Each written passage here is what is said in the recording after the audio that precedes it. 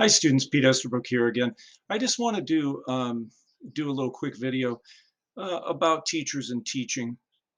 Um, I think most of the teachers that we probably encounter in our lives are going to teach us something that's pretty specific, like a very narrow sort of a thing. And there's absolutely nothing wrong with that.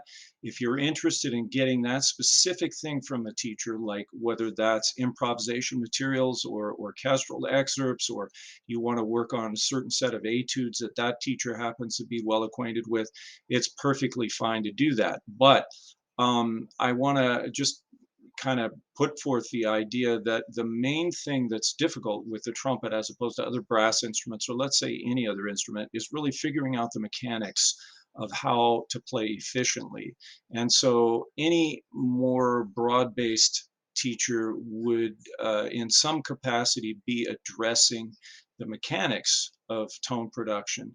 And there's a lot of ways to do that. There's no one right way to do it, but certain teachers tend to maybe shy away from that, and it's possible that they may not be well acquainted with it, or they may just be really good players and they're not really clear on what it is that they're actually doing when they play. Something's lost in the translation from what comes easy for them to trying to break that down for somebody. So when you're looking for a teacher, in my opinion, you would look for somebody who's fairly broad based in their experience that's going to address to some degree, in some proportion in your lessons, the mechanics of trumpet playing specifically, not just brass playing in general, from as many different angles as possible so that you connect with the stuff that's going to help you the most. The broader base the experience of the teacher, the more they have to offer. The narrower the experience of the teacher, and I'm not saying that a person is not a good player or not a good teacher, but if their experience is narrow, then make sure that you're going to that teacher for what they are good at, not for what they're not good at doing.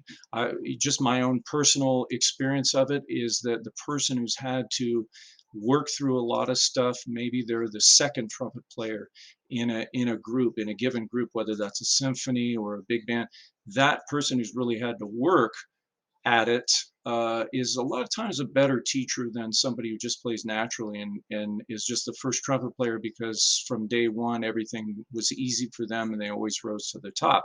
So that's something to keep in mind.